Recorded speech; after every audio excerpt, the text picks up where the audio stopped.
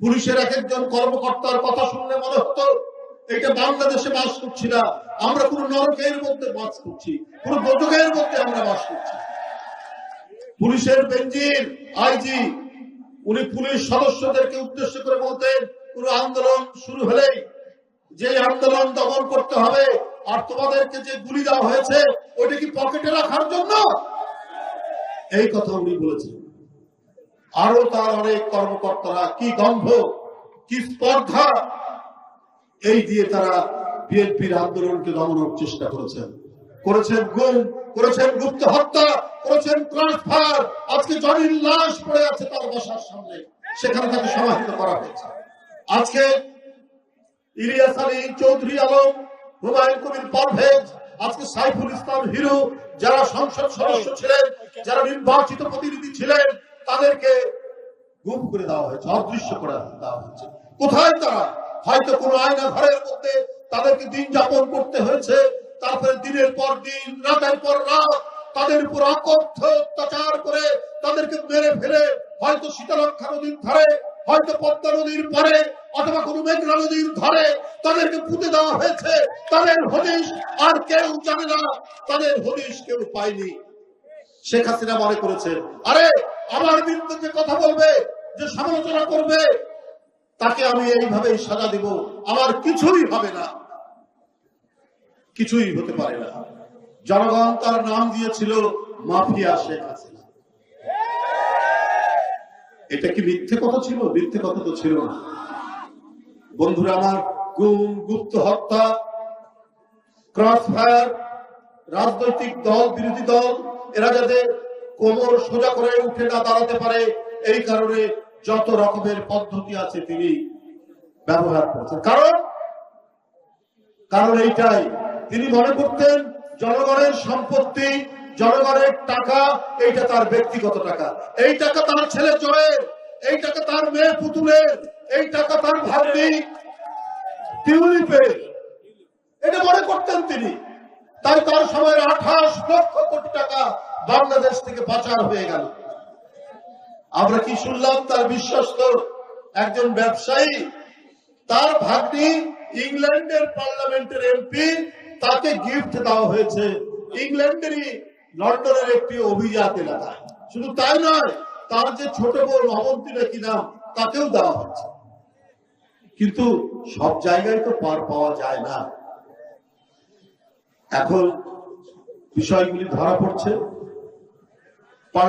আপনার মন্ত্রিত্ব চলে গেছে, এমপিত্ব যাওয়ার পথে।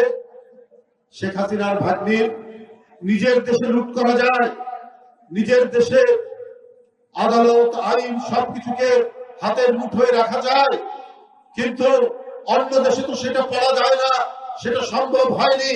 আপনি শেখ হাসিনা, আপনি প্রধানমন্ত্রী থাকলেন, আপনার ঢাকায় বাড়ি আছে সুধা সদর, আপনার রাজুকের যে নিয়ম, সেই নিয়ম অনুযায়ী আপনার বাড়ি যদি ঢাকায় থাকে, কোন জায়গায়, কোন এলাকায় আপনি আর কোন সরকারি প্লট পাবেন না। কিন্তু আপনি সরকারি প্লট নিলেন কত? 60 কাঠা আপনি পূর্বাচলে প্লট নিলেন। আপনি প্রধানমন্ত্রী, আপনি আইনের রক্ষক, আপনি আইনকে কি বলে যে আপনি সোজা পথে চালাবেন, আইনকে রক্ষা করবেন, আর আপনি একটার পর একটা আইন ভেঙে আপনি চলছেন।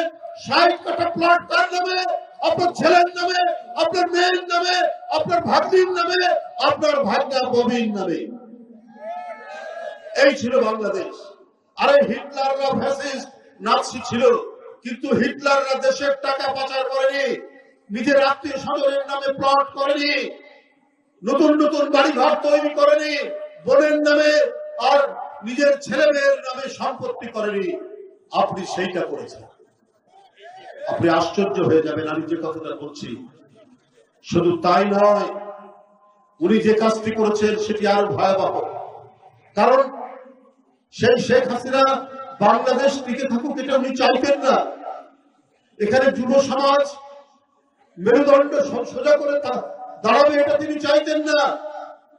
গণমাধ্যমে কদিন আগে প্রকাশিত হয়েছে আওয়ামী লীগের এক নেতা বদি, সেই বদি সবাই জানে মাদকের সে চোরাচালানি করে।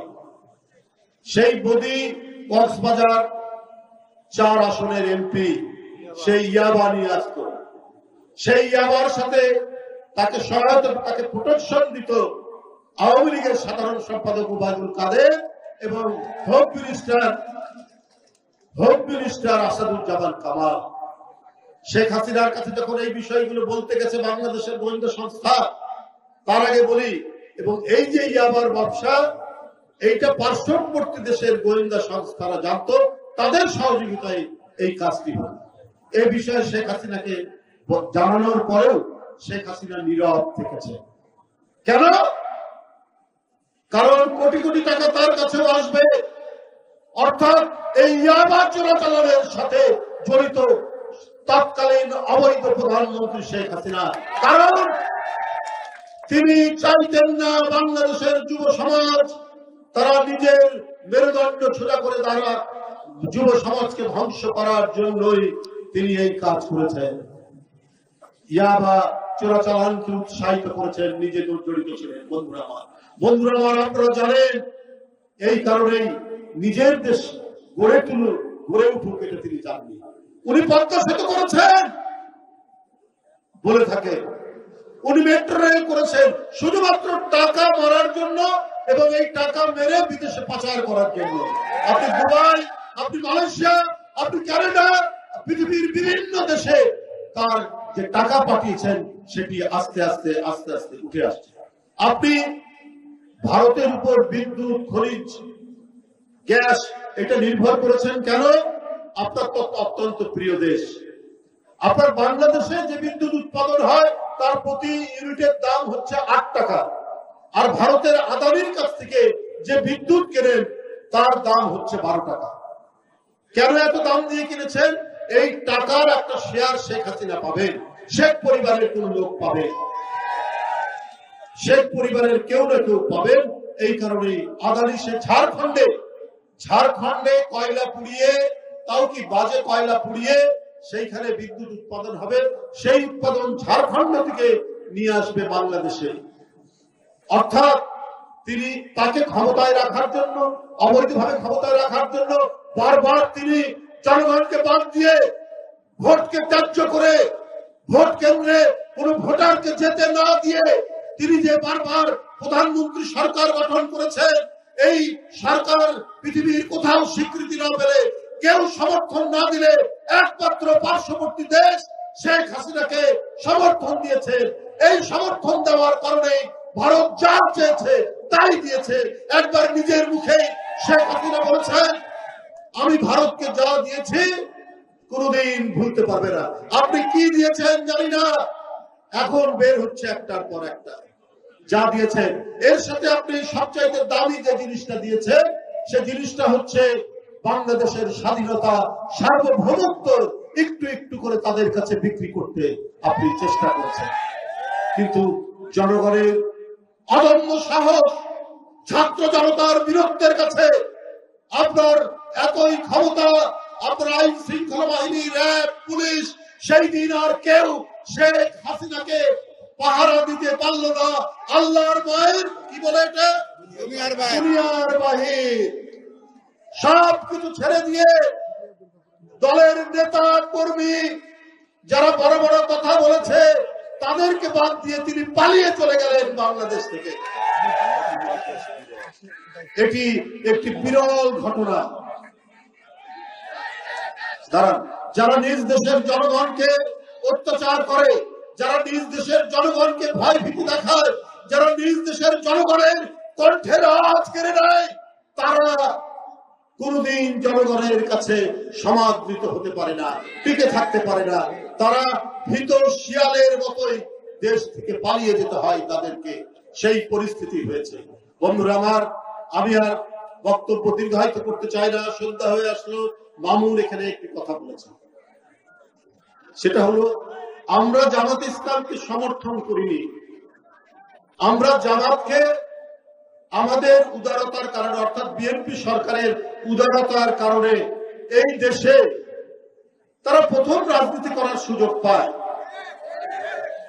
শেখ মুজিবের সরকার নিষিদ্ধ করেছিল জামাত, কিন্তু বিএনপির সরকারের সময় তারা রাজনীতি করার সুযোগ পায়। কিন্তু আমরা সবসময় দেখেছি এই দলটির অন্য কিছু বিষয় না, একটা চরিত্র আছে, সেটা হচ্ছে মুনাফেকি। এই মুনাফেকি ছাড়া তারা কিছু করেনি। আমরা একসাথে আন্দোলন করলাম এরশাদের বিরুদ্ধে। হাসিনাও প্রথম দিকে ছিলেন, তারপরে কাউকে কিছু না বলে হাসিনা এরশাদের অধীনে নির্বাচনে চলে গেলেন। বেগম জিয়া বলেছিলেন, শেখ হাসিনা বলেছিলেন এরশাদের অধীনে যারা যাবে, বেগম জিয়া বলেছেন এরশাদের অধীনে যাব না আমরা নির্বাচনে, আর হাসিনা এক লাফ দিয়ে বলেছিলেন যারা যাবে তারা জাতীয় বেঈমান। 24 ঘন্টার মধ্যে গিয়েছিল, জামাতে চলে গেছে। এই যে ছাত্র জনতার এই আন্দোলন, এই রক্ত ঝরা আন্দোলন, ওইদিকে বেগম রোকেয়া বিশ্ববিদ্যালয়ের আবু সাইদ সে বুক চিতিয়ে বুলেট বরণ করে নিয়ে আমাদের আন্দোলনের ইতিহাসের যে জয় পতাকা নির্মাণ উড্ডীন করেছিল আকাশে, তারই অনুপ্রেরণায় ঢাকায় দেখেছি মুগ্ধকে, আমরা দেখেছি আহলাবকে, আমরা দেখেছি একের পর এক ওই শিশু বাচ্চারা নিজের আত্মদানের মধ্যে দিয়ে শেখ হাসিনার মতো এক ভয়ঙ্কর নৃশংস একজন দানবকে বাংলাদেশ থেকে যখন বিতাড়িত করালো এই সাহসী বীররা, তার কয়েকদিন পর জামাত বলে বসলো আমরা আওয়ামী লীগের সবকিছু মাফ করে দিব। তাহলে আপনি আবু সাইদের রক্ত কিভাবে মাফ করবেন? আপনি মুগ্ধের রক্ত কিভাবে মাফ করবেন? আপনি আহনাফের রক্ত কিভাবে মাফ করবেন? আপনি বলে দিলেন যে ভারত এক ভয়ঙ্কর উদ্দেশ্য নিয়ে বাংলাদেশকে করায়ত্ত করার জন্য হাসিনাকে সমর্থন করে গেছে, এখনো করছে। যে ভারত তাকে আশ্রয় দিয়েছে দিক, কিন্তু শেখ হাসিনা যে মাঝে মাঝে বক্তব্য রাখছে এটা কি দিতে পারে? শেখ হাসিনার পাসপোর্ট নেই, তার ভিসা নেই, ভিসাহীন একটি ব্যক্তি অপরাধী। সেই অপরাধী ব্যক্তি কি করে বাংলাদেশের বিরুদ্ধে ভারত থেকে কথা বলতে পারে? অথচ ভারত তাকে সেই প্রশ্রয় দিচ্ছে। এখন ভারতের যদি কোনো ক্রিমিনাল বাংলাদেশ আশ্রয় দেয় আর এইখান থেকে ভারতের বিরুদ্ধে কোন কর্মকাণ্ড করে, ভারত কি তখন ছেড়ে কথা বলবে? এই যে দাউদ ইব্রাহিম যে সমস্ত সন্ত্রাসী ভারতের বোম্বের, তাদের সাথে পাকিস্তানের যোগাযোগ আছে বলে এখনো পর্যন্ত প্রতিদিন পাকিস্তানকে অভিযোগ করে, পাকিস্তানের বিরুদ্ধে তারা নানা কথা বলে। আজকে যদি তাই হয় তাহলে আজকে কেন শেখ হাসিনা এখান থেকে উস্কানি দিচ্ছে? এইখানে বৈষম্য বিরোধী ছাত্র জনতার উপর তারা আক্রমণ করছেন, বিভিন্ন জায়গায় তারা আক্রমণ করিয়েছেন। গোপালগঞ্জে আওয়ামী লীগের লোকরা আক্রমণ করে স্বেচ্ছাসেবক দলের একজনকে হত্যা করেছেন। তাহলে এই ধরনের একজন অপরাধী যে শিশুর রক্ত খেয়েছে, যে তরুণের রক্ত খেয়েছে, যে নারীর রক্ত খেয়েছে, যে দেশের জনগণের রক্ত কুড়ে কুড়ে খেয়েছে, আপনি তাদেরকে আশ্রয় দিবেন? আর সেই ভারত যদি জামাতের কাছে অত্যন্ত প্রিয় হয়ে যায়, তাহলে বন্ধুরা আমার এটা অত্যন্ত দুর্ভাগ্যজনক, এটা অত্যন্ত দুঃখজনক। বন্ধুরা আমার, আমি শুধু আপনাদেরকে বলবো যে অনেক দুঃখ কষ্ট বেদনা নিয়ে এদেশে জাতীয়তাবাদী শক্তি প্রতিনিধি হচ্ছে বাংলাদেশ জাতীয়তাবাদী দল বিএনপি। তৃণমূল থেকে জাতীয় পর্যায় পর্যন্ত এমন কেউ নেই যার বিরুদ্ধে সবচেয়ে নিম্নে আপনার 20টি মামলা, ঊর্ধ্বে 300-400 মামলা, আমার নামে 300 মামলা, আমার আরো অনেক সহকর্মী যার নামে 400-450 মামলা এই শেখ হাসিনার আমলে দিয়েছে। তো সুতরাং এই ধরনের একটি জগদ্দল পাথরকে আজকে সরেছেন। আমরা গণতন্ত্রের দিকে আমরা হাঁটছি, আমরা একটা অবাধ সুষ্ঠু নির্বাচন 17 বছর ধরে দেশের মানুষ পায়নি। আজকে যাদের বয়স 22, 23, 24, 25 এরা একটা ভোট দিতে পারেনি, একটা নিরপেক্ষ ভোট দিতে পারেনি শেখ হাসিনার এই আমলে। তো সুতরাং আমরা যদি একটা অবাধ সুষ্ঠু ইনক্লুসিভ নির্বাচন অনুষ্ঠানের মধ্যে দিয়ে আজকে আমাদের জাতীয় গণতন্ত্র, রাষ্ট্রীয় গণতন্ত্র এবং সমাজে গণতান্ত্রিক চর্চা এবং অনুশীলন যদি আমরা নিশ্চিত করতে পারি, তাহলে সেইটা হবে ছাত্র জনতার, তাদের যে আত্মহুতি, তাদের যে রক্ত ঝরেছে সেটা কিছুটা মূল্যায়ন হবে,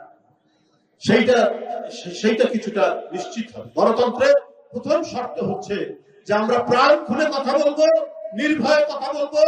আমরা পেছন দিকে কোনো গোয়েন্দা পুলিশ অথবা কোনো আইন শৃঙ্খলার বাহিনী আমাদেরকে গ্রেফতার করবে না। এইটি যেমন, আরেকটি হচ্ছে আমরা আমাদের পছন্দসই ব্যক্তিকে আমরা ভোট দেব। এই ভোটের নিশ্চয়তা আমাদের দিতে হবে, যেটা 17 বছর মানুষ পায়নি। বন্ধুরা আমার, আপনাদের আমি আবারও সবাইকে ধন্যবাদ জানাচ্ছি। আগামী দিনে আমাদেরকে এগিয়ে যেতে হবে, নিজের পায়ে আমরা দাঁড়াবো। আমরা স্বাবলম্বী এই দেশ, এই দেশকে স্বাবলম্বী করে গেছেন শহীদ রাষ্ট্রপতি জিয়াউর রহমান, করে গেছেন দেশনেত্রী বেগম খালেদা জিয়া।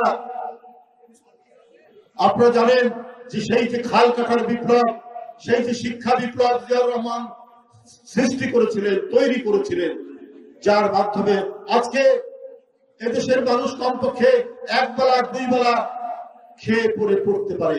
৭৪-এর দুর্ভিক্ষের পদধ্বনি আর শোনা যায় না, ৭৪-এর পুনরাবৃত্তি শোনা যায় না। এই কারণেই যে জিয়াউর রহমান যে খাল কাটার কর্মসূচি করেছিলেন, খাদ্য উৎপাদন দ্বিগুণের যে কর্মসূচি করেছিলেন, সেই দিন থেকে এই দেশ নিজের পায়ে দাঁড়িয়েছে। আমরা সেই সমস্ত অতীতের সোনালী দিনে ফিরতে চাই, আবার নতুন সোনালী দিন আনতে চাই। এই দেশ কারো তাবেদার হবে না, এই দেশ কারো গোলামি করবে না। আমরা আমাদের দেশ আমরা নিজেরাই পরিচালনা করব। কারো রক্তচক্ষু দেখে আমরা ভয় পাবো না। আমাদের দেশের মানুষ 18 কোটি মানুষ, এই 18 কোটি দেশের মানুষকে কেউ কখনো পদানত করে রাখতে পারবে না।